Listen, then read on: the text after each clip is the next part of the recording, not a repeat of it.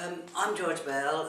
I sit on the AGNI Consultative Forum, but I also am a member of the Pensioners Parliament. So I'm very interested in trying to make a difference. If I was speaking to politicians, I would say, keep it simple. What do older people like me want? Well, they want DISCO. They want DISCO, dignity, they want independence, they want support, they want care, but most of all they want optimism about their life. So that means that you have to reflect on what sort of policies would give that sort of optimism for people. Well, one thing that a lot of people haven't emphasised is the fear that people like myself would have that when we actually get illness or ill health, we're going to take our home office. So at one time there was a debate about a cap on what we might have to pay for our own care, and I think that hasn't been resolved. So I think people have to look at how is elder care going to be financed. Are we going to be able to maintain our dignity by living at home?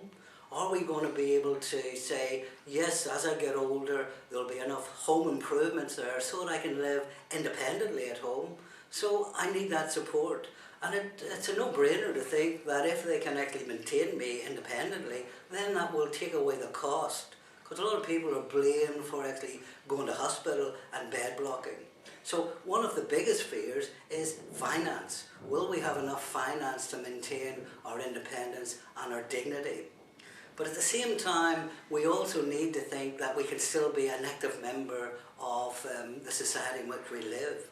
And for some people like myself who continue to work, well, I need to have some support and encouragement, and not all the negativities which are trying to say, oh, well, you should be retired or you should be thinking about something else. So in a way, I need just the same sort of support to continue working. We need more flexible arrangements so that we can actually work in a way that makes sense. The other thing that I would like politicians to think about is, as we move into the electronic age, how are older people going to be able to access services which are now mainly online?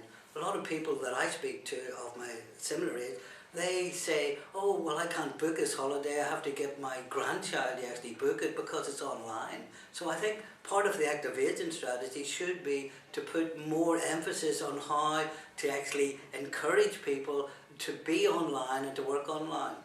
And this is one area where the libraries need to be supported because they do quite a good job in bringing together people on computers so that they can actually use. But we need to do more.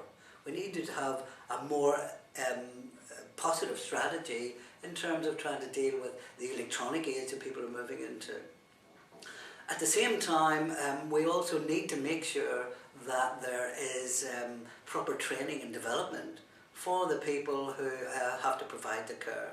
Very often people in care homes are paid very low wages or paid the minimum rate, so it's important that politicians try to protect those people that are trying to provide care for us inside these homes.